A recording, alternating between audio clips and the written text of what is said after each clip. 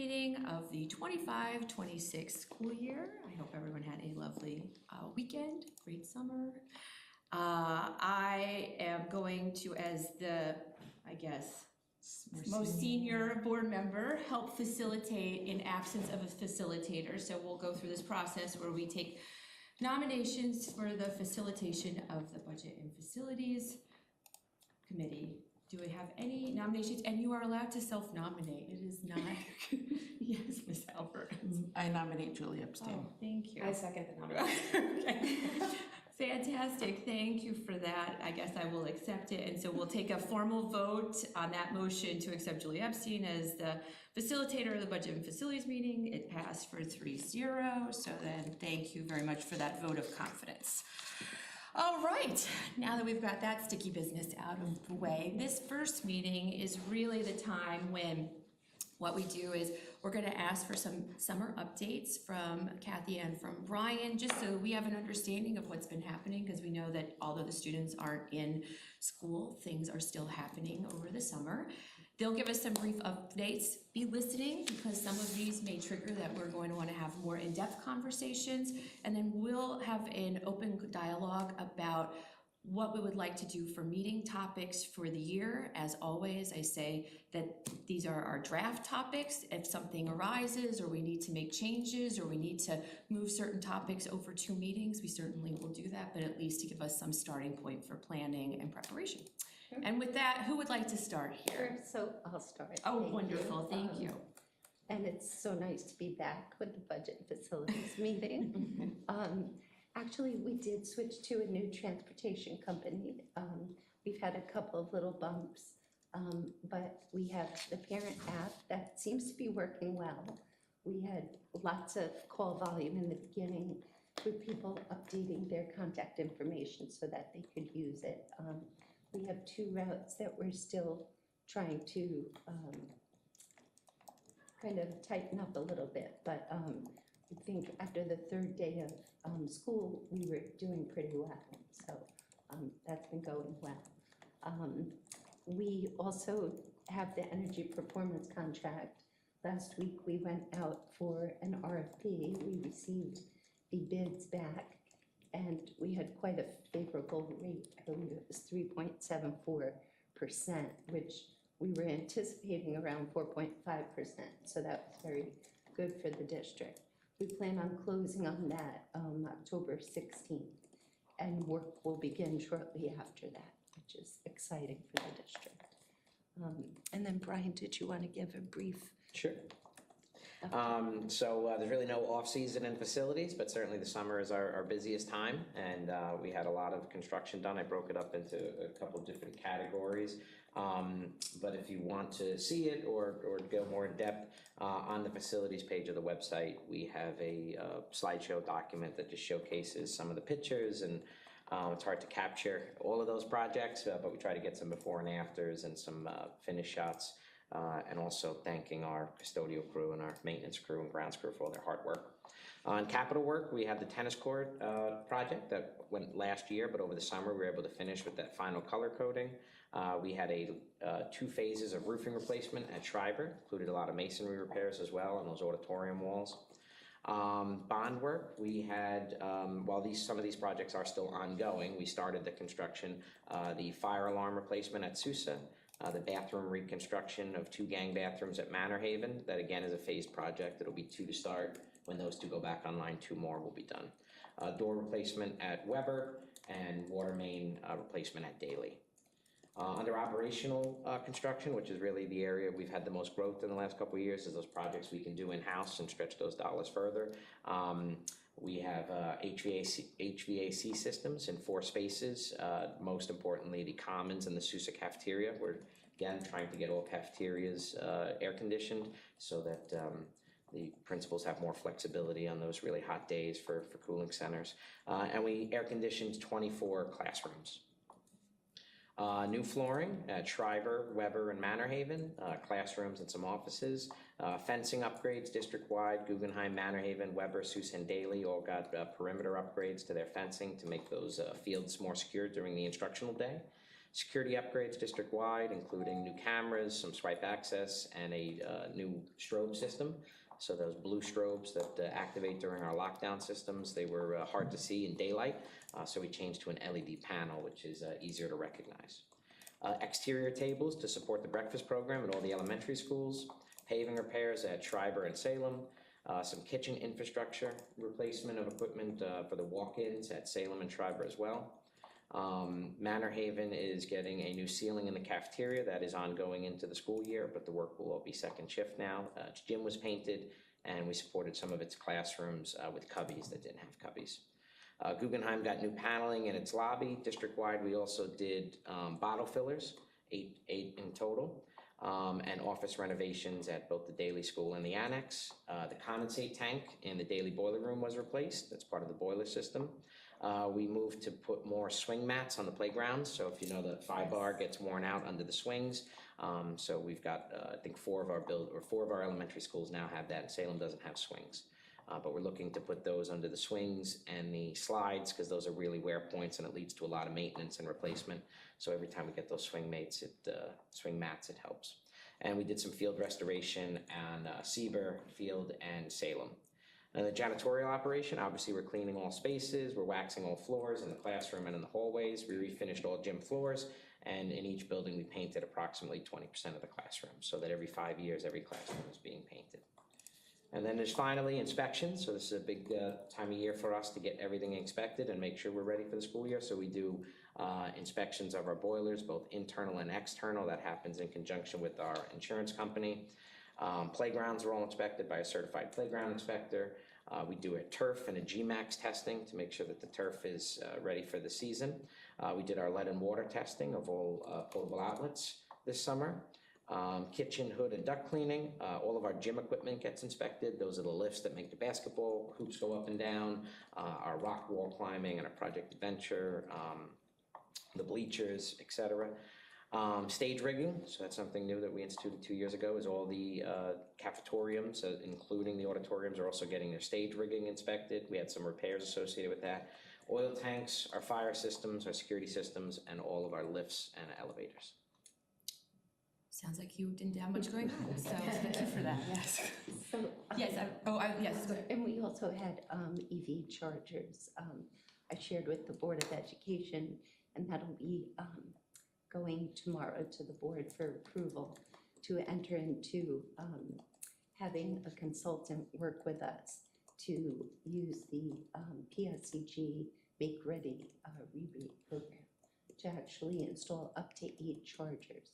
So this consultant will help us look at where would be optimal places for that. It hasn't been decided yet, but it's really a great opportunity for us to move forward with prepping for this. This would be something for our staff that they would be able to use, because we don't have any district electrical vehicles yet. So, And community.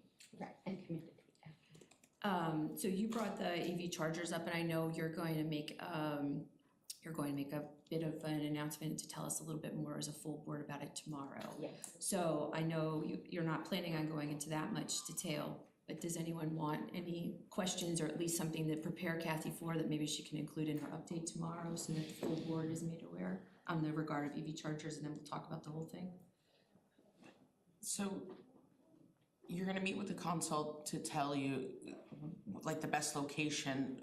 I was wondering what's the status of the other group that did the walkthrough to see where the bus station might be, you know? That's, can I have you just put a pin in that for our transport, when we're talking about topics to So discuss? the only reason it relates is if we Okay. ever go to electric, what is the overlap of the two with the EV chargers? That Is question, is why you can ask so that question. there's an yes, overlap yes. of like, clearly we have, possibly, I don't know, because it's such a They're different, completely separate, so these Okay. are for There passenger you go. cars, and the bus systems would be completely Okay. separate. Correct. So the infrastructure, there's no sort of transfer. no way to help savings. Okay, No, So this would be for sites like at each building. yeah, they would have The other, locations. like a Right. small, oh, okay. Yes, The other project that we're working on, they would have a location, and what would that be to get a location to actually house buses Yeah. and charge them electric. And again, your question was, is there any overlap, which is a great question to focus on now. I think what we wanna do is that deeper dive into what Wendell is looking at with us, and that will also take us to that infrastructure of what we're looking for our district vehicles as well, right? So this is something that's being offered separate and apart entirely and through a PSEG program and plan. That's right. Yeah. And there's only a limited amount of funding for this PSEG rebate. So these are for funds for 2026 that have to be kind of requested now. My only other question that I would anticipate tomorrow to ask is just, what is the benefit to the district financially? Sure. I would assume, I don't need to know now, And but just, along those lines, as we're looking at the benefits, I think it will also be helpful, and I expect the question to come up about ongoing costs. So the maintenance and sustainability of the program. And in that regard, and this will probably come up when we talk more about the EPC and renew, but I'd love to understand what the relationship is between this program and our EPC. How do we expect it to interact, if at all? Sure. How will it Right. increase our, energy costs over time? Like, what are we looking at there in terms So of the if I could relationship? just answer that now, so you have an understanding. This is nothing to do with the energy performance contract. This is a self-sustaining program that the ongoing cost would be software cost. Once it's installed, the district actually owns the charging stations. Staff would be able to use it. Some schools use an app on their phone. So they would go up and they would use the app and they would be charged directly for the energy that they're consuming. Then after hours, we could opt to have the community be able to use it. Again, they would be paying for it, so it's at no expense to the district. The cost that would be over the years would be software updates. There's a company that does, they would take about 30% of whatever revenue is generated, and that's what would cover the software costs. So there's no cost to the district for that. If something were to happen, if there was damage to the EV chargers and things like that, we would have to repair it because it would be something we own. Okay, all right. In the laundry list of the other things we heard, not for deep dives, but any points of clarification anyone has? you said a lot of things, and you might have already said it, and I know it was an update in a packet, but the Manor Haven bathrooms, is the timeline still from last year's presentation was July 2026? Is this like the timeline for all that? So the first two sets are under construction now. We anticipate them coming online in November. And when they come online, then hopefully prior to the Thanksgiving recess, then we'll be able to do the abatement of the second two set, and they will hopefully come online in February or March around that time. So even sooner timeline than was posted, okay. And then the other clarification, again, if you said it, I'm so sorry. The Weber bleachers, so I know it was on the list approved for this, like, I don't know if it's at this year, like we budgeted for it, so is it gonna be? It's in this year's capital, Okay. and there's potential we'll be able to do it over the December break, if not certainly in next July. Okay. And then my last question, I have seen the recent blue tables, which you highlighted on last year's tour, and I'm sure highlighted probably this year's tour.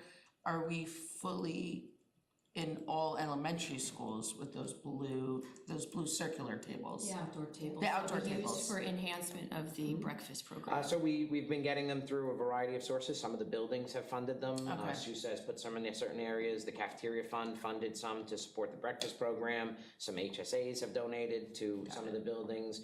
Dr. Bear and Ms. Javelin have both, so it's not just the elementary school, the cafeteria fund paid for the elementary schools to support the breakfast program, but all of the schools are adding those tables On their own. outdoor wherever we can.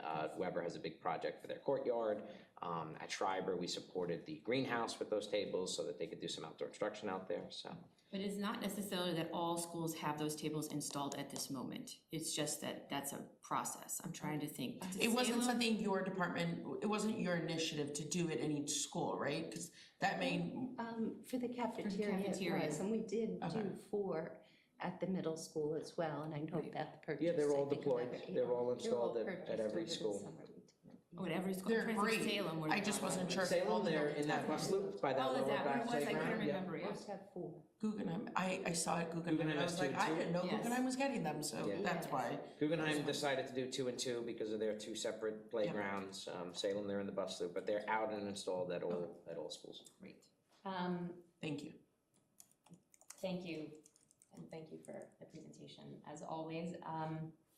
The HVAC, you mentioned that we conditioned 4 large spaces and 24 classrooms. How many spaces and classrooms are left I believe right now it's 81 classrooms. Do across not- all buildings? Yes. And guess what? We're gonna talk a lot about we'll talk more about that as we talk about Yep. facilities throughout the year, so. I expect a lot of these things will come up in the context of budget planning, in the context of looking at long-term planning, Yeah, or 5-year plan. it's on our radar. We're really working on it. We made a lot of progress this year with that additional funding that was put in the budget. That was primarily, at Weber and Schreiber, where again, we had the biggest amount of rooms that don't have air conditioning. We're really focused on, we've got about 14 second story rooms left, so that's our next priority to see if we can get that, because, we know that obviously heat rises, those second floors get warmer. But we're in a good place, we're making a lot of progress, and I've been talking with Dr. Patsy and Ms. Manuel on how we can expedite getting the rest of those classrooms done. Sounds great. You mentioned all the inspections that have happened, which is great, most important for our facilities to be safe. Can you just briefly update us on the remediation of the lead testing that went on over the summer? Sure, so the original law was passed in 2016 and it was required every 5 years. We did a second round in 2020. This year we were there for the third round. Last year they did change the legislation. 2 points of change where it went to being required every 3 years. We do anticipate there may be more conversation because they originally proposed it to be annually. And then they moved it to 3 years, but we do think that conversation is continuing. Also, the exceedance level was lowered from originally, the federal exceedance level was 20 parts per billion, and schools were passed at 15. Federal has lowered to 15, schools has now lowered to 5. And they've given us more clarification as these rules have, as these rounds have progressed on what exactly needs to be tested, potable versus non-potable, et cetera. So in this summer, we tested, or I'm sorry, in the spring, because you have to do it when school is in session and things are getting their normal use, but we got the results in the summer. We had some failures, and those failures were either remediated or replaced. Most of the failures were attributed to both Guggenheim and Manor Haven still had classroom bubblers. I'll tell you, almost all districts got rid of bubblers during COVID. Ours were still in use here, but they weren't being used, which is typically what leads to the failures, is because they're not constantly being used. We do have a best management practice, which the custodians go in over the breaks and run them. They go in at the late summer prior to school returning and try to get that flow, but you can't really replicate a faucet being used all day. And even in some of the kitchens where we had failures, it was very similar. It was a faucet that's not used. We have to have them there. In the kitchens, we go above and beyond. We're only required to test potable outlets, those that are used for drinking and cooking. But in the kitchens, we test everything just because there's an opportunity for someone to make a mistake. And we did have 2 non-potable outlets fail, but we again had them remediated because we want all kitchen outlets to be, at this point, all outlets have been remediated, replaced, or removed. We did talk to the principals at Guggenheim and Manor Haven. We wanted to get feedback from them and make sure all parties were represented, and they gave us the feedback that nobody's using them. We've really added a lot of bottle fillers in the last couple of years. We know that the students are almost all bringing in their own water bottles. They've, especially this new generation, they're conditioned to go and fill their water bottles. That water is filtered, that water is refrigerated. Guggenheim was a little bit of a struggle because when it was constructed, it wasn't there was no, normally when we do bottle fillers, we're replacing an older ceramic or stainless steel Guggenheim. There was no fixtures to replace because it was built with the bubblers in every classroom. So we actually had to add the infrastructure. And sometimes that's easy, and in this case, it was a little harder because while we can bring water and we can bring electric, we can't always bring a drain. It's built on a slab, so we had to actually find a closet that we could put a pump in behind it. So it was a little bit of an undertaking, but we're happy to get it done and make sure that all students have access to a bottle filler at Guggenheim. All classroom bubblers district-wide were removed. Whether they failed or passed, we removed them. That will save us from having to test them again, and especially if they're not being used, there's no reason to continue to test them and maintain them. Great, thank you, that's very reassuring. Yes, and very thorough. And very thorough. I guess my last question, it's not really a question, it's more like a note to self regarding the playgrounds, because you had mentioned the swing mats, and I know that last year, the playground improvements were included in the budget, correct? That came out of our budget, and the first year it came out of like a bullet grant, right? Like bullet. No, well, Yeah, we no, had it's put it in the budget, we but we just got it, we received a grant that funded it, so yes, Okay. we applied that money Revenue towards Right, that. so that's more of a So we have, note for us as we're talking about budget and long-term budget planning and grants, which I expect will come up on our agenda as well, to think about the playgrounds, which I know will be an ongoing. so I think we still always have dedicated that $50,000 in our budget, right? Is it 100 now? Okay. 120. 125 now, sorry. 125,000 is a line item in our budget. That has remained a constant as of this Yeah. point. Again, every budget year, things may or may not change depending on what's happening, but I know that's one of the things the board had looked for after that committee had been put together. We have a long-range plan for that. We have Sousa's second phase coming in on October 20th of this year. Right. And we're starting the conversation with Guggenheim. They're next up for some upgrades. Excellent. Any other questions from this? So I've shared just a draft calendar. Dr. Tossi and I have been meeting with the cabinet to talk about a timeline. So what I've done is I've given you timing for key calculations. I'm gonna pause you for just there. We do have some community members in the room, and we don't want you to feel left out by not having these documents in front of you. But as we said earlier, we're working right now as like a real working session to work through what topics we want to cover. And some of that means that we need to look at certain calendar dates and certain things that are being worked on in draft form. So all of the documents in front of us are draft form, and that's why we're looking at them this way. You'll hear it mentioned, it's just we're not excluding you from paperwork, so. I was feeling very. I know, I just wanted to make sure everyone was aware of how we're doing it. Sometimes it's a little different in every committee, so yes. Go ahead, Kathy, sorry about that. Yes, so you'll see key calculations that will impact our budget and our budget process. In early December, we'll have healthcare increases, and in mid-January, we'll be able to estimate the preliminary tax cap calculation. In late January, we'll have the state aid figures based off of the executive proposal. So, and then final state aid figures not until April. So it's just kind of to have a visual for everyone. And then on the dark blue, these are just important budget dates to keep in mind, that we have our budget adoption April 14th. May 5th will be the public budget hearing, and then May 19th is the annual vote and school board election. So those are just kind of key things to keep in mind. Then the last page I've shared with you, this looks at, you'll see in October, we're already setting the stage for the budget process, where we'll be discussing elementary data overview. We'll be adopting an actual budget calendar in October. And then we're going to start November, December, really defining initiative, goals, and challenges. So you'll see we're preparing already to work on the budget. Okay, sounds great. Kathy, just a question, do we want, does the tax-based growth factor typically shift year to year, or, meaning is that something, I know that that'll be a preliminary, that'll be necessary for estimating the preliminary tax cap calculation, but do you typically get more revenue as a result of the tax-based growth factor? This year we did actually, because the town, we saw a large increase. Okay, Because we did have new building. Like the prior year, we had almost zero. This year, I think it was close to like 2%. Okay, So we did have, okay. So that's something else we could flag in the timing if you think it's worth it. That, we'll receive that typically when, December 31st, yeah, Some- around there, like, yeah, late December, yeah. okay. That's why I was thinking like mid-January, we'd have the preliminary tax Right, cap calculation, which includes which takes that. all of that into account, Right. and usually Orbs provides that information. Sometimes the town of North Hempstead, we're one of the last ones to get Right. our Okay. figures. And then the only other item in terms of the key budget dates, so we are scheduled to adopt the budget April 14th.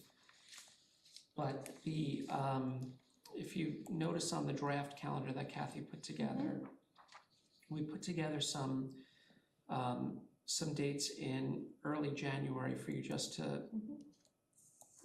for us just to flag for you, but the actual preliminary budget presentation will be March 10th. So by then, the board should have a good understanding of some of our instructional priorities, some of the needs that we've flagged based on the data, as well as the factors influencing the budget, which are the items from these key dates. Yes, yes, Just so you see how it all goes together. of course, yes. All right, wonderful. And I appreciate you putting all this together and outlining it. This is something we haven't done in the past, but I think it's good for us to look at because again, we have to keep budget planning in play. Our objective and our goals should be that if we're seeing major budget increases or things that we want to put forth to the board, we have to be able to make those recommendations and have those deeper conversations in advance, so for planning And purposes. there's a shift also with the FTEs, trying to identify. Right, That's something that is being done sooner. Right. Which I think is beneficial, and the board has expressed, I think, in the past, that it would be nice to understand yes, what implications it has on staff. yes, we used to say that to the very end, Yes, and it that was kind of too late. too late at that point, so we were hoping, again, we've slowly been trying to creep it sooner and sooner, just so that we could all be better informed and plan accordingly, so yes. And where in your planning process do you anticipate that kind of being a factor? So we do have another calendar for budget builders and for the cabinet. So we have that scheduled for February 1st, I believe. Yeah, We have so- the middle school.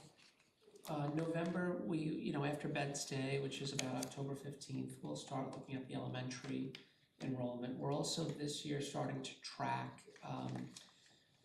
new registrants that happened since the time the board finalized the class size, which was in August this year.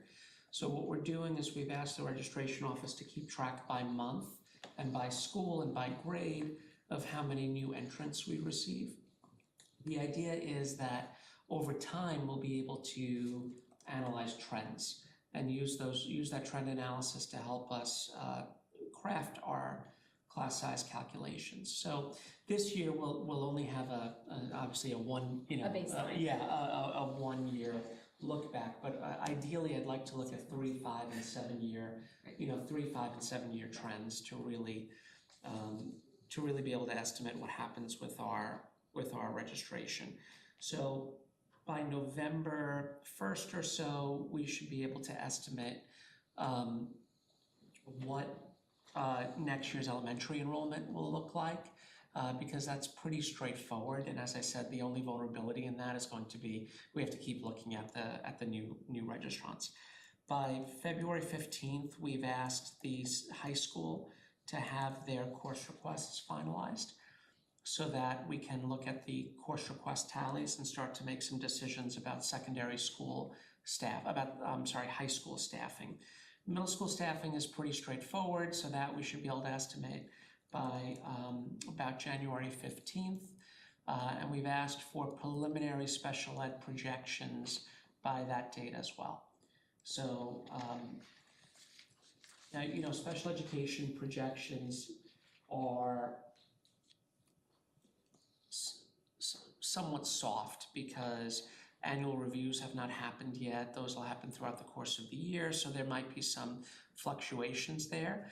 But we'll have a projection as to what we're anticipating. So then from our standpoint, because as we know, all of these things are projections, they do change and ebb and flow, and we are trying to incorporate them into our budget conversation. But we want to deal with the most recent and pertinent data that we're looking at. So we see this coming into probably that March 10th or even potentially the February 10th budget work session. Was that when you see that coming into play? March 10th. March 10th. March Okay. 10th, really, because we'll need, February 15th is the date that we gave. Oh, the- that's right, February 15th for the Yeah. staffing of everything, That yes. is that we gave the high school to be Correct. finished, and they're the last piece. Do we have back data available on registrations in any kind of accessible way? Not in, not by month, I'm not sure, I'll have to, we'll find out from the registration office. Okay, great. All right, so with that said, and kind of having all of this as an idea of what we're looking at, it would behoove us to kind of look at month by month what we think would be the most beneficial conversations to have. One of the things that we've done in the past, I don't know if this is helpful, is we've kind of laid out that laundry list of topics and then try to insert them in monthly where they fit best, understanding what's happening within the district, understanding when we're gonna be able to have the most pertinent data. For example, having a budget conversation today doesn't make any sense because we don't have any of our pertinent information. We could talk about a rollover budget, but that just means nothing's changed, right? So that's not so beneficial. So that's why we want to kind of look at it from where we can have the most information and have the deepest dive.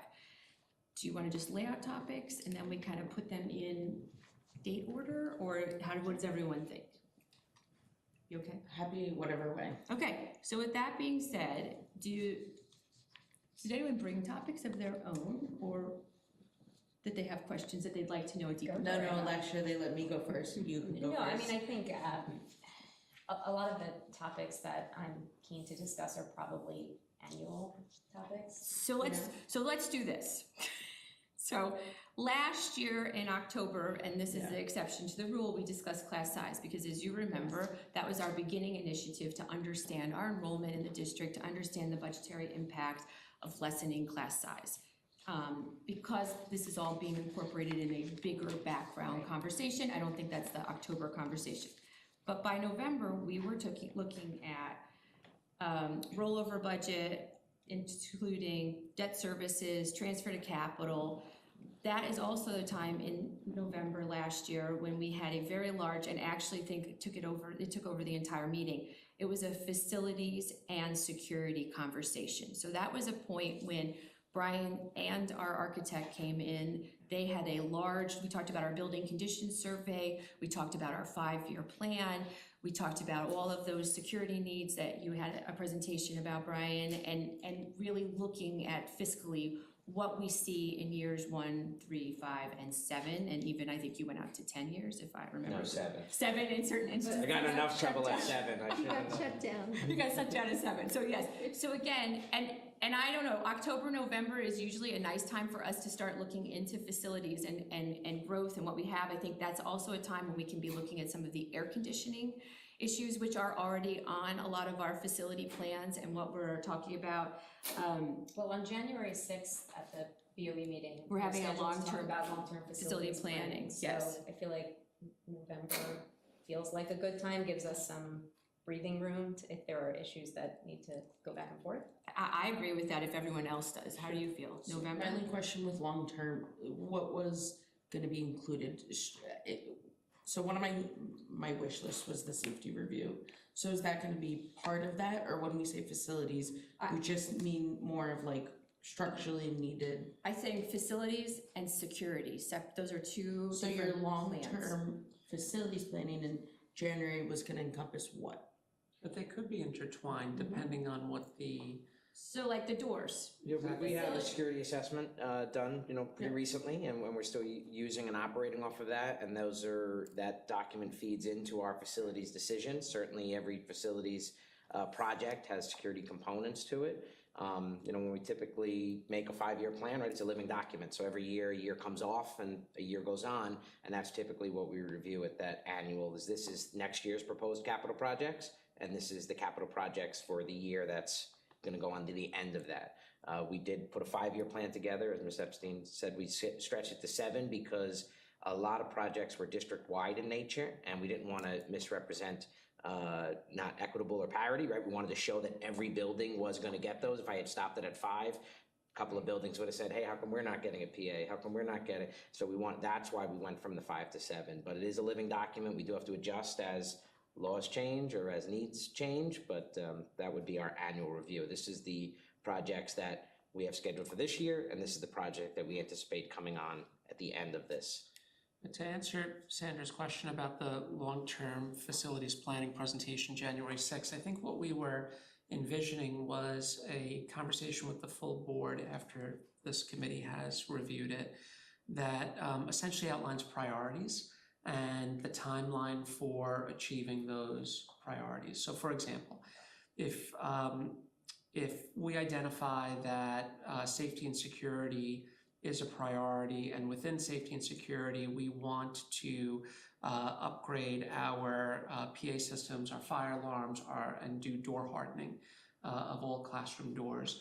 What does a plan like that look like? How long will it take us to achieve that within our existing, within the existing structure?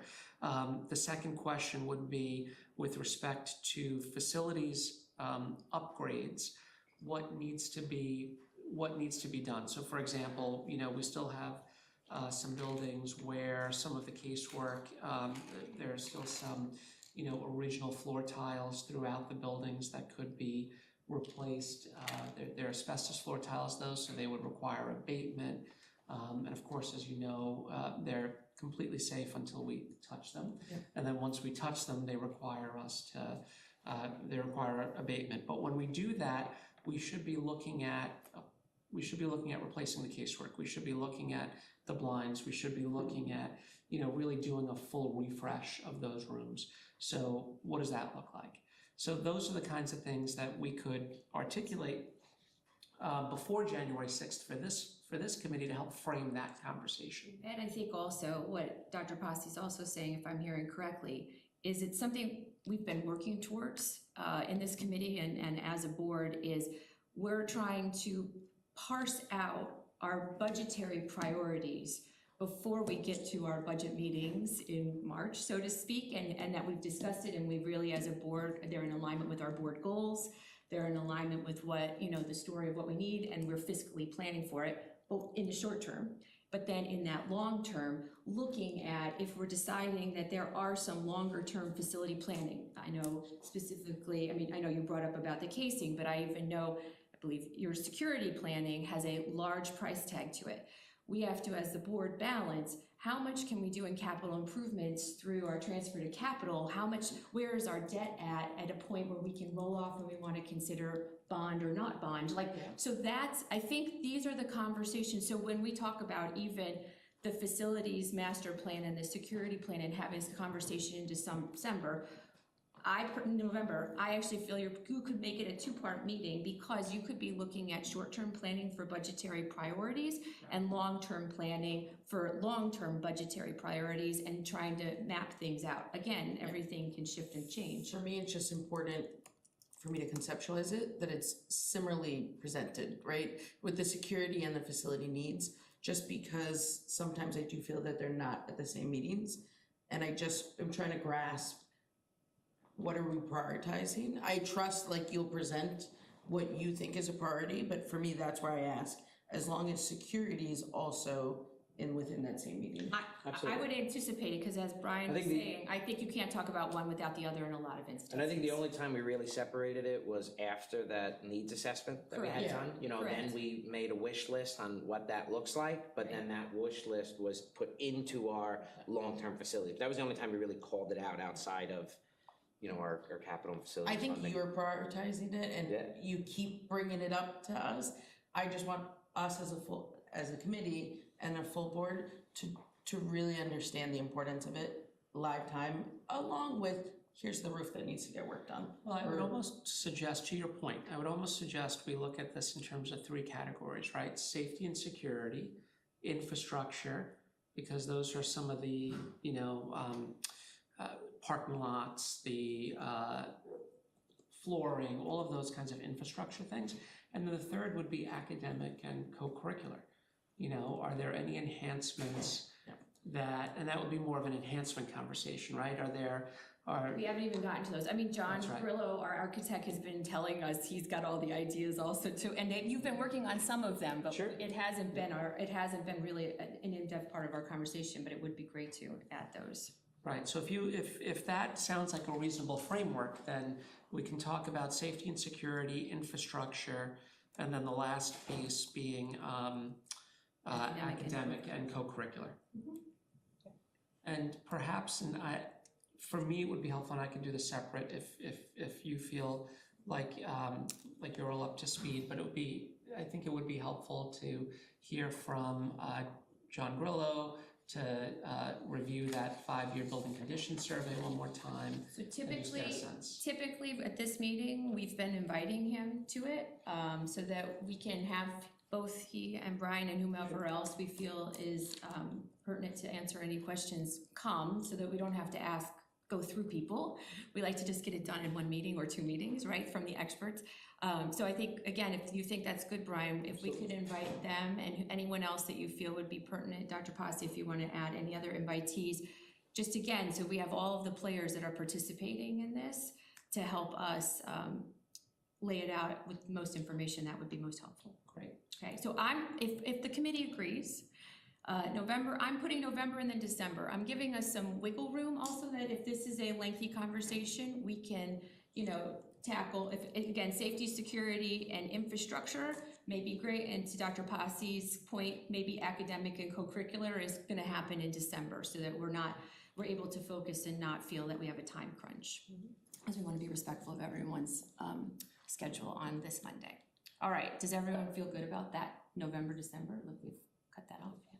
Great.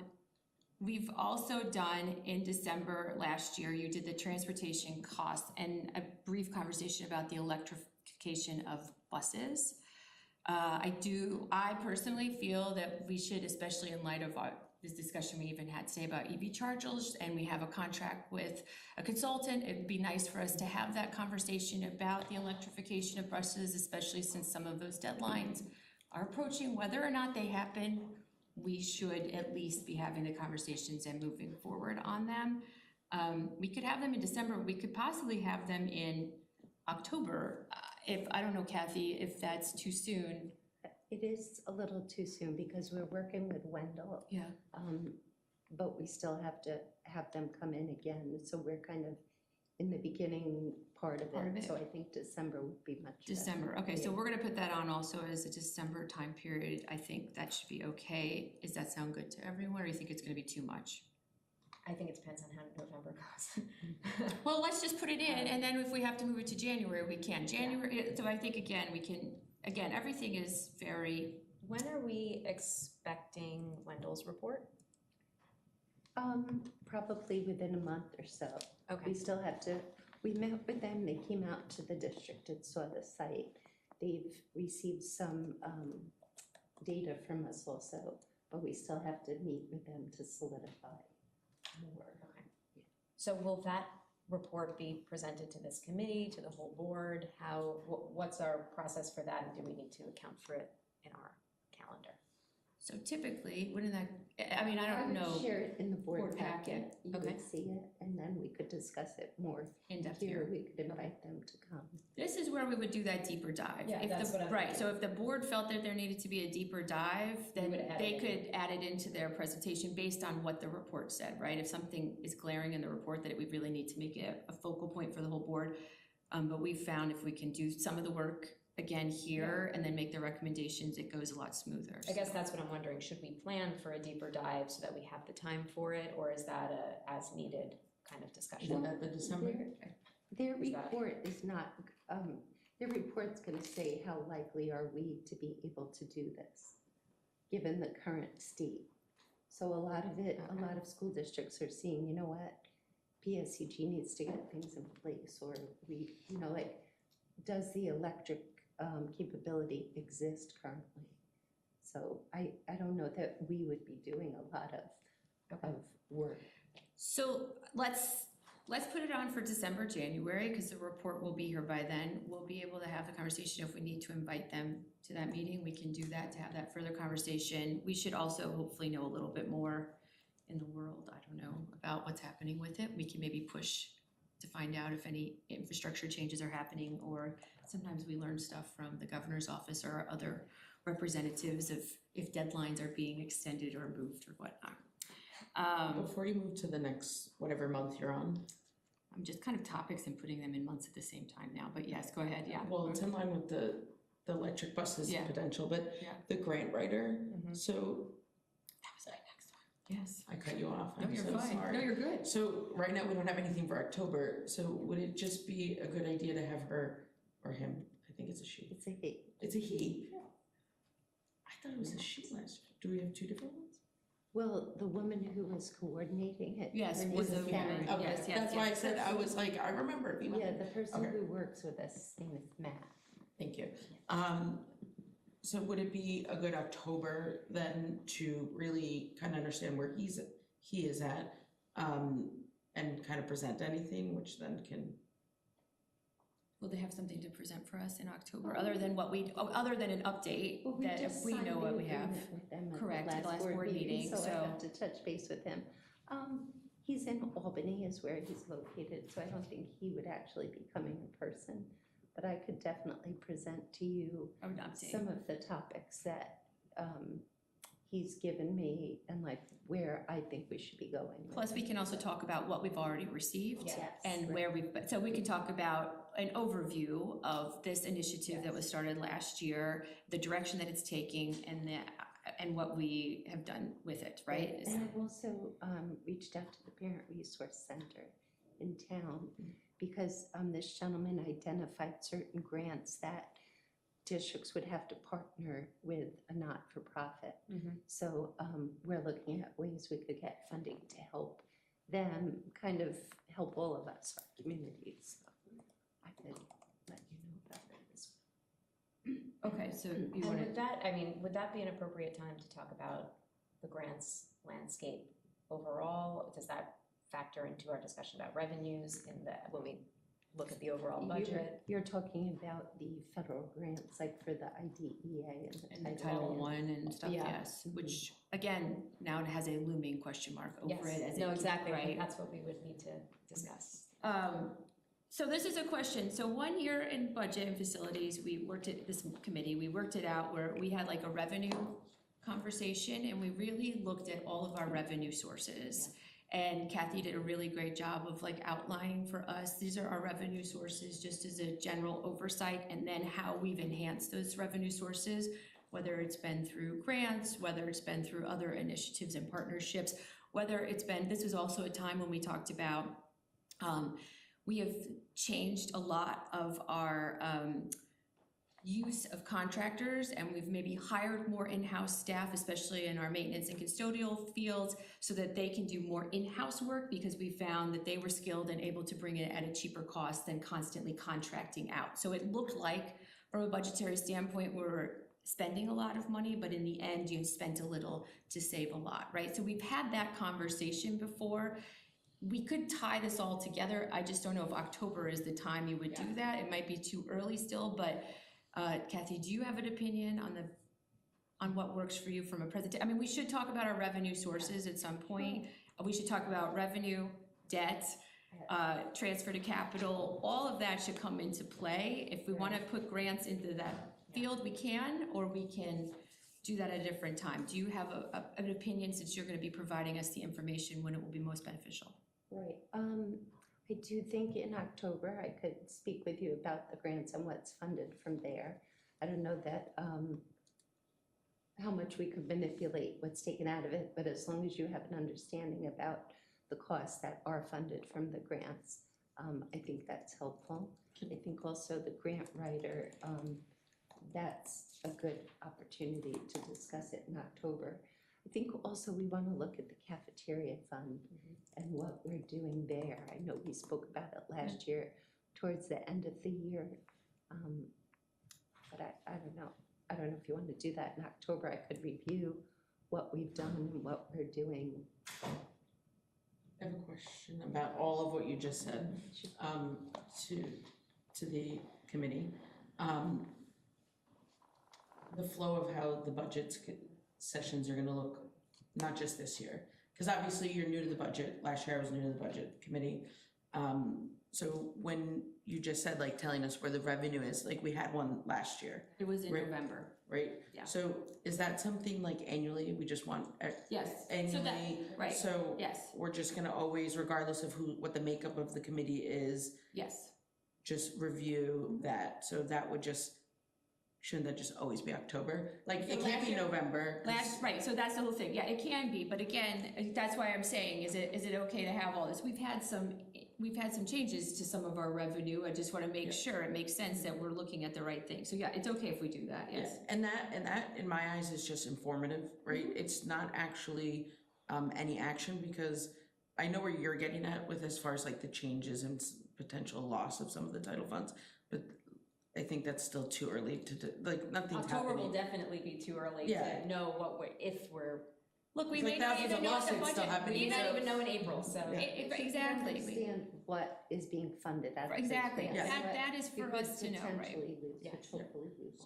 Yeah, I think that's a very, I think that's very helpful for us to know, and knowing it in October is fine, because then when we're setting some priorities and we have it in the back of our head, we're understanding what other numbers we're balancing that may or may not be with us. So it's like just a good practice for this budget Yeah. committee, like, we just know, Yeah. and then Ms. Emmanuel knows Yeah. that it's not September, that you're being told that it's always gonna be October. Right.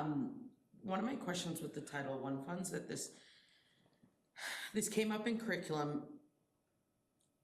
I was not on curriculum last year, but it came up of just like how the funds were used at some point in curriculum last year. And for me, I'm still grappling this, even though it's year 2 for me, of the involvement of the board of knowing how the Title I funds are used and divvied out. I'm just trying to get a better understanding of our role or our knowledge of Title I funds. If it's just informative in October, that's fine. But where is the overlap with curriculum? And that department of the data conversation of what you're gonna present to us in November, of just where do the buildings look like? Because I felt that last year there was very specific use of the title funds. And there is specific categories that you can only use it on. Correct. So I'm just wondering, the chicken or the egg, right? Like, Yes. oh, yes, always, but I just felt like I, as a trustee, single trustee, did not truly understand the use of the funds versus data might have been, that wasn't presented to us last year, but like maybe internally new data of just how that conversation kind of overlaps with the appropriate use of that specific fund, because that is very specific use. So I just want to say, and then last year, without going into too much detail, but unfortunately Dr. Posse wasn't here for this. We, as a school district and as a budget, we had budgeted title funds in one area. But as we all know, circumstances change, certain things happen, and those title funds were reallocated to other areas, still within the guidelines and still of within the course. parameters. And so there was that shift that was made last year. I think this is what you're kind of alluding to a little, or you're not alluding to a little, but again, it's, I guess, understanding the flexibility with which, and so, again, everything that you do in a budget, when you take from one bucket and move to another bucket, you are taking from something, right? What is the effect of taking from that? And do you need to ever go back and assess to replenish so that you can build up whatever you took? Sometimes I think you can move from one bucket to another and there's no damage. But we never look at this from a data perspective. Plus, in addition to that, we as a board, in my opinion, at least the time that I've sat on it, only recently have started looking at all of our funding sources and how we allocate those funding sources, but we maybe haven't taken the next step to understanding that when we do shifts in our budget, what's the impact or the consequence of those shifts? I think that's kind of what you're saying to Yeah. some degree, right? Understanding that when you make a shift, I'm not so concerned with the shift, right? Take from one bucket or the other bucket, but this is a very specific funding source with very detailed information of what you can use it for. And for me, I understood the need for the shift last year. A lot of it was for professional development. What I was confused on in the process last year, and I will bring this up at New Business at some point again, is Title I funds that I understand is supposed to have a lot of community involvement and community building say in how it's used for those schools. But I still don't understand where that where the feedback is and what the requests were. And there was like different, There was a we're policy overlapping chair, three committees yes. now last year of, because I happen to be on policy, so it came Right. up at policy. I was at curriculum, so there was a lot of overlap. And and then it never really hit here aside from being presented because of the concern last year with loss of funds. So I'm trying to understand where's the right committee or presentation or packet for us to understand the use of it, the full So I think- wrapping of it. yes. So I And think, if it's a priority, that's another ... If it is a Can I priority, just ask a clarifying question? So, so in December, we're going to present to the whole board program enhancements under consideration. So those program enhancements should speak to some of the data that we saw. So in other words, like if we end up seeing that our kids are deficient in a particular area, like let's say, for example, we're looking to strengthen the elementary reading program. So what's the staffing that's going to be required to do that? What are the materials? What's the budgetary impact in order to strengthen elementary instruction? So we should be presenting that to the board in December. All of that's before we know how we're paying for, Correct. how we're paying for it. So all of it's very preliminary. It's here are our priorities. Here's what we'd like to try to fund. The next question really is, what you're describing sounds to me like a sources of revenue question, meaning, once we decide here are our priorities, then we figure out at that point how we're funding all of the priorities and where that's going to come from. So in other words, like if there's something right now that's funded through Title I that's important for us to continue to fund, then, and we have a conversation that determines that we're going to fund something else through Title I, so therefore that money now has to shift into the general fund. It really, in other words, it's a sources of revenue question. right. Not really once we determine what the priorities are, then we're committing to figuring out how to fund all of those. And the question becomes what comes from our grants and what comes directly from state aid and taxpayer. Yeah. And another part of that for me to understand is we got a full overview of what those funds were used by breakdown, the title funds, what was for special education staffing, what was for FTEs, but there was parts where it said the family engagement. So I'm trying to understand, when I reviewed it, why 5,000 for family engagement, not 50,000 for family engagement in those specific buildings?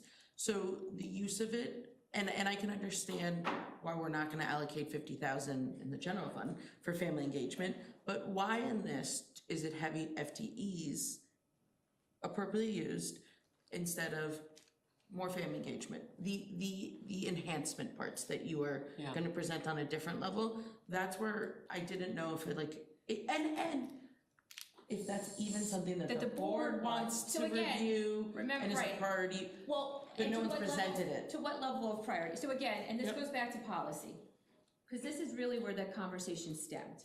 right? We govern by policy. There is a particular policy that talks about this, that talks about family engagement, and how Title I funds, I think it's actually the Title I policy, right? And it talks about and family engagement.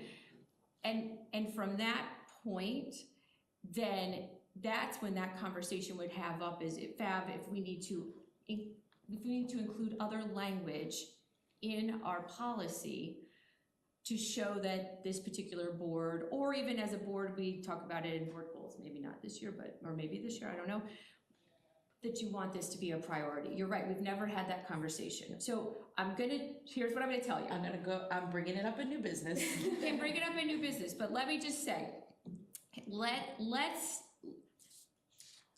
we as a board and as a district, and I think in some of the things that Dr. Posse is lining out with these data overviews and the fact that we are trying to really present things in a methodical way. Remember, the theory is that you present, and then whatever you're presenting is your board goals, and you're presenting then reflected in your data as it reflects to your board goals, then you're budgeting for in that 1-year term.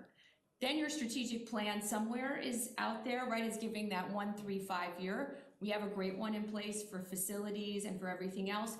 We still need to develop, and I think that Dr. Posse will probably see himself developing some of these long-term plans from a curricular standpoint. In other words, once he's had a little more time to be here, and we're gonna be able to incorporate. I know you don't like this answer. Jumping the gun. I don't know that I'm you're not being jumping, too- no, you're not jumping the gun. I'm just saying, we can have this conversation, but I think that one thing that can be beneficial about this is what I'm hearing is that for us as a board, or for those that as a board want to know about it, I think we still should have a conversation about grants, federal funds, cafeteria funds, all of that in October. That is very helpful. In the conversation of federal funds, it is very helpful to understand the allocations that are allowed to be made under Title I, IDEA, et cetera, and what flexibilities you have. But without belaboring it, what it sounds like we need is an educational session for I us. really want to know in terms Yes. of this conversation. The most important thing for me to know is how were our funds allocated, recognizing that it will always be in compliance with the law? How were the funds allocated? What impact did they achieve? What were the outcomes that were achieved by the sort of spending of those resources? Were those the outcomes we anticipated or desired? And if not, how do we need to change our strategy? That is the only That's thing the direction as we're a- moving. Right, so let's start by understanding exactly how we've allocated title Right. resources in this last Right. budget to inform Yes. next year's budget. Yes. Correct. Because we may find, Correct. like, we got the impact we were looking Yes. for out of that $5,000 of Correct. community engagement, and we don't need to spend any more, but if we didn't, Correct. where are we I going? have a feeling they're gonna tell me they did, but I still ask my questions. Maybe there's, Yeah. right, so Yeah. again, so then I guess Kathy, is that okay for that aspect is how allocated for those federal funds most likely? And I mean, you can do how allocated for each level of funding. So in other words, in October, you're asking for a presentation that outlines. last year's. Yeah, that outlines how we are using the title grants and any other sources of revenue other than, I guess, state aid and town's Yes, revenue. yes, for 24, 25 really, is gonna look back. You want to look at last year, not how we currently have it for 25. Why don't you do last year and how we have it set up for this Yeah, year? okay. Can we do both? And if that represents a change, because Yeah, it that's might be important for exactly us the to know same. as well. Yeah. I know there's gonna be slight You'll see how the funding change. has changed, where some of it's decreased. Yes, Yeah. yes. But then to say if it was, if it achieved the desired goal. We're not ready Yeah, we're not ready for that yet. Well, that wouldn't No, be your that's not your department. department. That- You're just that's showing us a- Yeah. allocations. That's not- You're just Okay. allocations. But you want to see the nitty gritty line by line, what we purchased with it.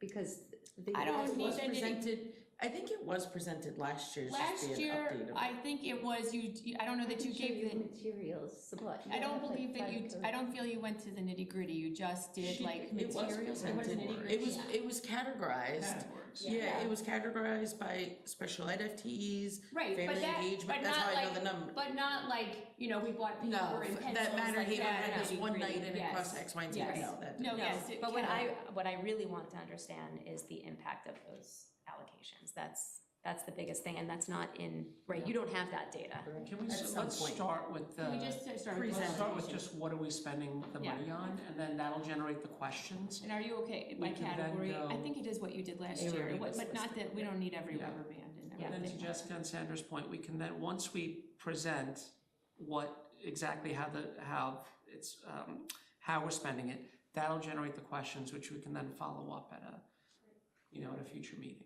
Yes. Just figure out who has to be in the room to answer that question is what I'm, Yeah, is what I'm exactly. thinking. Look, the future meeting, I think is probably gonna be a board discussion. Yeah. Yeah. I think it'll be more worthwhile as a board discussion at that point. Yeah. But the information can come out of this meeting, and the recommendation can be, we'd like to bring this as a discussion of the board for its impact, right? Okay, and when we present categories, we'll have enough of the examples of what's included in the categories that it makes sense. In other words, like just saying family engagement won't necessarily make Correct. sense It needs unless a we little know more. what that Right. Right. Was that ENL family night? Was that, right? Like, what is that? And I think they did specify a little Yeah, bit of a it little last year, Right. if I'm remembering the one sheet. I don't know if it's part of this discussion. Feels like it's loose tangentially related, but one thing I'm wondering if we should discuss now that, during reorg, we appointed the board appointed its legislative team, the folks who are gonna Yes. set the legislative agenda. I'm wondering if we should at some point discuss the scope of unfunded and underfunded mandates as a sort of broad way of perhaps guiding our legislative agenda to know what are the sort of highest priority areas that we might want to be looking at. So you're saying, just for a point of clarification, are you asking that the legislative team, if we identified our highest unfunded mandates, Would that be where where they would want to go to and focus advocate? on advocacy? I think that's a full board conversation you bring up at new business. If you're interested in bringing that up, that's a new business question that you ask of the board and how they want to move forward with it. And the legislative people can also, I don't know that we didn't create a committee, No, so they're only acting at the directive of the board. So I think new business would be the right way to do that. I don't know the challenge it will be to record financially how much unfunded mandates. Do you have, would this be an onerous task? I'm just asking out of. So many things that the Yeah. school has to do. Right, Yeah. this is a whole Unfunded unfunded mandate, well, this is the thing, yes. Yes. So some of the, yeah. I feel if it's too onerous, this is the other thing we have to balance. You have, But we could, it's a good discussion item of what is something that really affects the demographics of our school? And are we getting enough funding for all of the, support we want to give to our Right, students? right. Even if it's a mandate or not, like, look, what's good for our school? personally, I think the conversation, and unfortunately, this is probably the wrong time to have it, but the real issue is that we have underfunded funded mandates. Yeah. So the federal government has continually cut and continues to cut, Title I grants, our IDEA, all of these other areas that we have been working with our congressman about. If it's looking like we're shifting away from federal funds coming, then we need to go to our state representatives and say, if these federal funds are not going to be funded and they've already been underfunded, something needs to happen within our state level to help. I mean, that to me is an argument that you can be making, and we somewhat make it all the time when we talk to our officials, but that is a new business conversation, I think, for that group. I'm just gonna also add, the unique difference from last year to this year is last year's makeup that met with the representatives was the budget committee. Yeah. And this year, it is not the budget committee as a whole, even though I'm on it and here. So the unique thing with last year though, Julie, was that the budget committee did have a discussion here Correct, and about what we wanted to. and we put- asked the board if we could go, and I Yeah. think that if we So- find we wanna do that, we certainly can. So I recommend to remind the board of that when you bring Yeah. it up in new business, and I obviously will be sitting there, so I Yeah. will say it. But the unique thing of that is that the budget committee drove the budget discussion with those representatives the budget committee gave the recommendation to the full board, which agreed, then brought it. So just, I think where you're gonna, like, where's the overlap this year then from the budget committee giving some sort of recommendation to Either that, way. that group? Either way, that group can decide, because they can still have the conversation. We all as board members understand unfunded mandates and the impact that we have. Like in this instance, when we went as a budget committee, we were doing a deep dive into foundation aid and the Rockefeller report, and that we spent the time on it. Any board member should be able to go to any of our representatives to talk about underfunded or unfunded We did mandates. speak about grants somewhat also. Of course, we also take Yeah. advantage And of the also, moment. if you look at your goals and your priorities, Correct. if mental health for students is a priority, are we getting funding for that? Like, that would be something that, Correct. you know, they say they're doing stuff, but they're really not. That committee didn't meet yet, so whatever you bring up would be You don't have a great. committee. You don't have Whatever a it's committee. called. It's The- not a the committee, three it's a people? direction of the board. The direction It's of at the the board, that direction of little the group board. We hasn't talked. Okay. Because you wouldn't, you would only act at the direction of the board, so new business. No, the direction Let's of the talk board in the offline, summer let's was talk to offline, meet- this is not a, this is Yeah. not, Anyway, this is that's a a different, different that's a discussion. different discussion, you're Our off agenda topic. hasn't been set. We have the EPC, we have Renew to talk about. We haven't talked about them in a while, there's some advancements, now you just said we have all of the RFPs in. We're going to see some changes, I know there's some questions about what we can and we can't do, what we're seeing, especially because certain funding, maybe due to federal grants not being funded, are going to or not, didn't happen or did happen. When will you be able to present on a Renew EPC update in light of the RFPs, et cetera? Sure, Brian, what do you think? I know they said that after the closing on the 16th, they can start. We want to start very soon before the end of December Yeah, so that we can have those rebates in place. correct. When do you think they'd be able to give us an update? When will the RFP for finance be awarded? I think right after that, I mean, everything else is Right, well, ready to that's go. what I was wondering, when the We have no project finance will be solvency awarded. issues, we were worried about some of the rebates, but the lighting one is minimal. Right. Um, She did say It October goes 16th, right? Right, October 6th, it goes to the board. So Oh, they'll 6th it goes to approve the that board. it's going to be with TD Bank, and the closing is the 16th, I believe. So the 17th, I was just speaking with them on Friday at a meeting, and they said they could start on the 17th because they want to get things moving. So they want to order everything and Is the grant information and what the update would be for Renew? Can we talk about both of those in October, or is that too much? I think it's okay. Do it. Okay, can we do that for the board? Do you guys, are you okay with that? That's a Renew. lot to cover in October. I for the know. revenue, the grants. Great. and I know, that's why EPC. I'm asking, is it too much? I think it's good to have the EPC discussed. We could probably look at revenue and grants Because otherwise I can't. another time. Well, the revenue and grants could be December, and we could move electrification of buses to January. Okay. How does everyone feel about I that? could start, you know what I could do is, we could have the EPC discussion and we can look at general fund revenue. And I could be Got it. prepared with, I don't know, cafeteria, that might be. Just do, how about this? Why don't we do this? Let's do Renew EPC, general fund revenue, and can you tell us where we stand with our debt? Sure. We can talk about our debt also. Debt, My only concern with pushing electrification down the road is that, as we know, time's a ticking on any grants that may be available now. I would just want to make sure that whatever the deadlines are, we know what they are and we're not missing them by not talking about this in time, if the recommendation ultimately is to pursue something. well, you still should be pursuing grants. Your Yes. office is pursuing grants Yes. regardless of whether For or not we electric met. buses. and- You should, I mean, as we've discussed about that in the That's what past. Wendell is on board And they're for doing stuff, that. So, yeah. Okay, so I as will long, update the board in the packet. Okay. okay. So you want to do the EPC in December, so we'll do long-term facilities planning in No, November. EPC in October. That's renew. That's Renew. Renew update. Renew would be October, and we would talk about the general fund, we talk about the Renew, which is the EPC, general fund, revenue, and debt, but very basic, like just a very basic overview. Okay. Then in grants and federal funds, all of that in the allocations has been moved now to December. this will go faster in just a minute. Grants in December. Grants in December.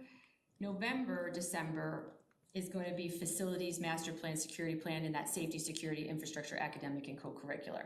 So, And it doesn't make sense to do the EPC then, because it's a facilities focused, well, we can't, well, it kind of, we could, Brian, but what do you think from a timing standpoint? Is that too much to go into, to do the EPC then in the November, December?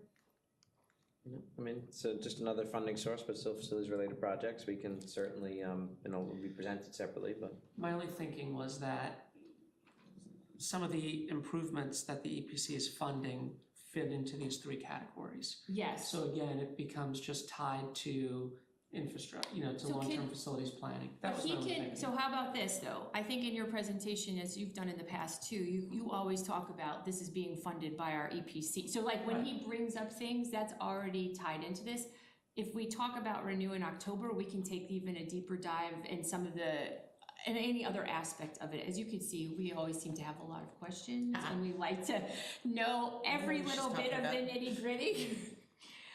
And I know that we have, there have been many aspects of, especially solar power that have been discussed with Renew, that some things are happening, some things aren't, some things have already been decided, but I know everyone's gonna need a bit of a refresher. It's gonna need. But I don't see, right, Brian, you usually tie in, do you usually tie in, like if these things are being funded or we're Sure, going whenever we do through that? facilities presentations, we try to identify whether it's capital reserve, bond, EPC, et cetera. So if we do that, does that seem like it still fits in play? And I think it actually might all nicely dovetail into all of that.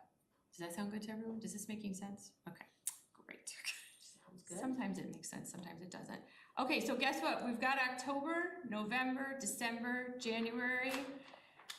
We're on to February. So this is where January is the electrification of buses. We moved into that. Would that be an opportune time to also do a transportation update, to talk about? Yes, that? yeah. That's great. And also that will have been 6 months basically of having our New provider. transportation update and electrification of buses. Okay. Does that sound good, Kathy, in that regard? Okay, great. Wonderful. And then, so February, March, April, budget. February, yeah, really realistically, February, March, April is budget, and I think, let's just take ourselves right now here to January to set up our big, the only thing we didn't put in here is the transfer to capital conversation. And the rollover budget, don't And the rollover budget, but rollover budget is gonna come already, right here on February 10th. So we can have it as a preview in our January meeting also, but if we're talking about it as a big board, then, I don't know how much conversation or depth we need to go into. We can, again, if we can at least get ourselves to January, and at the way I like to, if you agree, the way I like to facilitate this committee is at the end of every committee meeting, we kind of regroup. We talk about what we have to do in the future, and if we need to make any changes. I like to give Ms. Manuel and Mr. Graham as much time to work on their very thorough and thoughtful presentations as possible, so we get as much bang for our buck. And so I think if we can just take ourselves to January, and if we're seeing we need to do more or change, we can definitely do that. Does that sound good? The only other, we need to put transfer to capital in, somewhere. That we like to do a little We did it in earlier, we did right? it in November last year after we did facilities, or before, after we kind of tied it in with facilities. Right, because that way if we need to get notice out, right? Yeah. So would it just not be November, December, January for Yeah. all of those meetings? Can we And talk- now yeah. February is gonna have to be the electric and update. Right, so, So do you wanna put transfer to capital in on that same November, December time period? Yeah. Can I do that? Okay. So I know Kathy, you had mentioned that lunch fund, you wanted a conversation about. She's putting it in lunch fund. I have cafeteria funds is December, which is part of the grants, federal funds, and cafeteria funds. And we're looking at the allocation from 24-25, and again, how we've planned it for 25-26. Then we can take those next steps at another time. Okay, so the way I see it, October will not be as lengthy. And we will have our Renew, I don't know if it's beneficial to invite our Renew. We were planning Cohort. on. I will. Perfect. I already Yes. invited them. Fantastic. We love it when they come, so we'd love to have Renew. Love to come. We'll have a conversation about the general fund revenue and our debt at that point in October. November and into December is the facilities security master plan with a transfer to capital. We'll be prepared to talk about that in November, but it may be a December part, the transfer to capital. Some of this may merge into December. And again, we can look at it from a safety and security and infrastructure and academic and co-curricular lens. In December also, we'll do the grants. We just highlighted all of that. And then January will be transportation. February forward, we'll keep focused on budget and any budgetary issues or any changes in our situation. And in addition to that, we do always like to put on May, we've made it a commitment, if you all are in agreement, that in advance of reorg, we review facility use costs versus fees and usage. Use cost versus fees and usage. And just again, to make sure that that's correct, and we always post that on our reorg so that it's one of our standards every year. Does that seem fair as well? So look, we even have May. I know, we're so excited. Okay, this was, did we miss anyone? Does anyone feel their voice was not heard today? No? Wonderful, excellent. I have a question. Fantastic. Does anyone else feel like there's something that maybe that we haven't covered from just as, and Dr. Passy as well, like from your experience, is there any other topic that you feel that like, oh, I've seen other budget committees cover this, or even Ms. Emmanuel, that I really wish you guys would add this in this committee instead of a full board verse. I just feel that like now is year 2 and this is whatever year 100 for you, but like, is this a good flow, you know, when we're talking about committees, just of You're 3-5 years Yeah. of just kind of a standard, so we're not, you know, are we missing one? I don't know. My only clarifying question would be in terms of the whole board presentations. So, for example, factors influencing the budget, the rollover, the preliminary budget presentation. If I imagine, if the whole board has questions, does it come back to this committee to go through those questions? Or do we, okay, so if that's the case, then I would assume that we have time after we've done our full board presentations on these budget workshops that are articulated on this calendar here, for us to go through the board's questions in greater detail. Which is why we left January through March kind of open that regard. We've never. You said it should. Yes. Okay, You know let's why I said- clarify that. So in budget presentations on full board last year, we asked our questions live time at that full board meeting.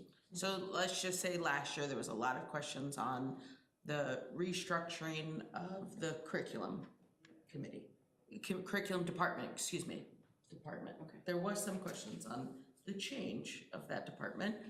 That did not come back here. None of the questions ever came back here. When you said it should, no, So I nothing wanna- has ever come back here. Correct, which is why I said should. So again, So there, so here's why. I don't know if you noticed it, but since I've been on the board for 100 years, every year we improve and enhance our budget process. yes. And we improve and enhance how we present it to the board and how we even do our deeper dive. We are making yet another enhancement On this ha- on year the- on our process and how we're presenting it to the full board.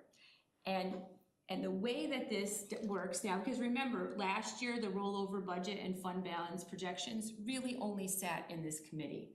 And when we went to the full board, we said, here's the rollover number, et cetera. We're engaging the board a little more in some of these conversations, and then if there needs to be questions that need to be answers and recommendations that need to be made further, instead of belaboring it in a board meeting, we can bring it back here for the deeper dive, come back with our recommendations and have that more enhanced conversation. We've never done it this way, it's how it should be. We're really growing. So Ms. Epstein, Yes. I recommend that get, We're gonna that communicate it get, to that the gets board. communicated somehow. We, as the So that budget Dr. Passy committee, knows if that's actually gonna be practiced or not. we're gonna try our best. We're in the business of education, and so we have great teachable moments, and this is one of them. So Well, I'll ask this. We're gonna Is that communicate your, to the board. is that your preference? Yeah, because I think that there's only, so much detail that time allows us to go into with the full Correct. board, that really the recommendations and the nitty-gritty should be discussed, should be discussed here. This way, this group feels like they have all the information necessary to make a recommendation to the full board. So for example, when we do factors influencing the budget, let's suppose that we get a dramatic spike in health insurance next year, and I mean, let's hope not.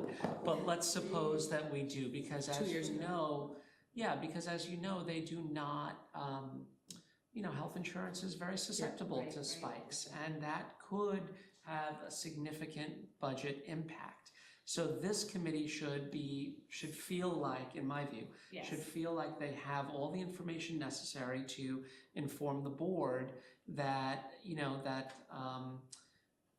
that this is something for us to prepare for in the full budget So process. to Dr. Passy's point, when healthcare did spike a 2 years couple ago, years ago, and we were having those conversations, this committee more proactively, even before it went to the board, was having those nitty-gritty deeper dives in some instances, and then it was incorporated. We're just kind of reversing it in this regard. And again, we're all growing, we're changing practices. Because the idea is by January different, but- 20th, the idea is by We're on the board January then. 20th, I was the not. board has an idea of what our stressors are Correct. for that are impacting the budget process. So in other words, like, before that, we've told you, here's everything we'd like to do. Yes. And now January 20th is more closer to reality in terms of, okay, but here's the information we've received, this is what state aid looks like it might be, this is what health insurance looks like it might be, by this time we'll know how many retirees we have. If we have a year where we have very few retirees, that's also going to impact what we're able to do within the allowable tax cap. Correct. So my only recommendation would be that if that's how this year's potential process is, that, and that's your recommendation, and you being an officer as well, that just be communicated. I will even communicate it tomorrow night at our board meeting when I bring these Yeah, perfect. topics to the board and talk to them about it. Again, we're always Yeah. trying to make sure that as a board, committee work is that nitty-gritty, right? And so that we don't have to spend 8 hours at a board meeting with 7 people talking about things, that we can do that deep dive. We have the time to do the research. We can bring that information in and have these really constructive conversations and make that And recommendation that back. it's a recommendation from our administration as well. Yes, Yeah. I'm sure Dr. Passy will support all the time when he talks about It's a it. preference. Yes, I had a topic, yes. and I'm not sure it's for this committee, it's almost like we need kind of guidance from curriculum. What about the future? Like, we have our building condition survey, we have our 5-year plan, but what is the future of education in 10 years? In my Like, do 100 we- years of being on the board, this is all I want to talk about. Yes. But like, what can we do as a school district to address the needs of the future of Well- our buildings? Like, are we, That is Before not- you answer, What? before you answer, Oh, I'm just gonna Was say that- it's not this committee, but was that something that you were potentially thinking of the curricula, those 3 categories? Was that something you were potentially adding there? When we say, with respect to facilities, yes, with respect to facilities, academic and co-curricular, but that's physical plant, Right, I think. yeah. that's like Kathy is talking about both physical Yeah. plant and, And Look, pedagogically. pedagogically, the What will world it of look like? education is potentially changing. Career choices are changing, like, you look in, things of this nature. Like, again, that's a bigger conversation that needs to, in my opinion, that's a special committee. It's not even the curriculum committee. that's a special committee that's created ad hoc to have these discussions, but I need the leaders in the building to initiate some of that first. Yeah. Talk amongst yourselves. Not a directive. Not a directive. Not a directive. Not a directive. I also said hopes and dreams and wishes. These are my, forever on the board, these are my hopes and dreams and wishes for a conversation, but yes, not a directive. But yes, someday, I would like those conversations too, Kathy, someday in an educational landscape. But for now, Crystal ball. Well, perhaps Have they you can done such start in the Reimagining Middle Grade Education Committee, which may or still may not. exists. No, it doesn't. Doesn't exist at all. No. Okay, No well, longer that was exists. not where we left it the last Sorry, time. just so you know, I asked Dr. Posse if he's done this prior in some Done what? capacity. Oh, What Ms. Emmanuel is mentioning. We Oh, haven't okay. had it in a structured, in a structured way. We've had, Internal. yeah, we've had internal discussions, of course, most of it is curriculum related. But, with respect to long-term facilities planning, it would be helpful to get a sense, for example, of how many kids are we sending to BOCES, for what programs, do we have enough CTE, facilities with on-site, are there any programs we could bring in-house? Right. But it would also be helpful to be looking at college majors and what are kids declaring that they want to do after high school, and to what extent does our program align to that? That conversation will be happening through the curriculum committee when we look at the college process. So it kind of does occur, but just without an XYZ number attached to it. Yeah, it should be occurring in a lot of different places. What parts of that were occurring in the initial phases of this reimagine conversation, Right. especially from the CTE and facility, but it was in its infancy stage and really not, I don't think, went very far in that regard. Quick clarifying question, and maybe this is for Kathy. In the schedule that has been developed, where are we talking about reserves? You can talk about I it in would, revenue. I would think with revenue. Yeah, I okay. could talk Do it in about it October. there. Okay. I'm particularly thinking about our capital reserve, which may need some love in the next few years, so We'll get a just better wanted to make sense sure of we that. were tackling that Would somewhere. you like me to go over all the Yeah, research just, and the you could do it, purposes like you and did stuff? last time. I think Yeah, you had the that. same I think we should document have. last year at the same I time, think so that we yes. did that last year, yeah. And We did in this this year, committee, we yeah. did add some funding to the capital Right. reserve, so We did. there's a little over $1 million in Right. there now. So, but we can look at the purpose of the reserve Mm-hmm. again and some of the things we identified. I think we had like 4 or 5 stages kind of. You did, you had a really nice document, you could just enhance it, update it to the Yeah. current thing, we can go and And look at see that what again. we did. Yeah, perfect. Great. Before I turn to community comments, I wanna this was the last item on our agenda. We did go a little over time, so I apologize to administrators in the room. But I think we did some great work here. Does anyone else have anything else that they need to bring up? Any other questions? Any other hopes and dreams that you'd like to share at this meeting? No? Okay, wonderful. Did you have any? No, I serve at the will of the board. So, just for those of you that are new, or for those of you that are here and experienced, remember what's gonna happen is, we're going to put these topics on the agenda for tomorrow night's meeting. I will make an update at the meeting on behalf of the budget committee, recommending that they are in agreement and alignment with these topics, and that we can then move forward and that we're covering everything and give them a little overview. We don't spend a lot of time again with the overview, we just try to give that like high level discussion to make them understand how we arrived here. I'll tell them about the budget process, if that's good for everyone. And if other trustees have items they'd like to see on this committee's agenda, is tomorrow an opportunity for them to? That's when they would Weigh in and- weigh in, and then as a board, Yeah. we would discuss and Yeah. say yes or no, or I'd like to see this. Okay, just want to 9 confirm that times- that's part of That is the the process that's process. going to happen tomorrow night. That is the process as it's always existed. Mhm. Yes, for budget, yes. And then the idea was that at the October 7th meeting, that Kathy would review this with the whole board, the budget development calendar, and at that time, we can reiterate that, The whole in-depth thing about the questions can go budget, here. right? Yes. All right, is that great? Wonderful. We do happen to have two eager community members here today. Do any of you have any questions, comments, or anything you'd like to say? We have the same one, I think. Oh, Is that what you?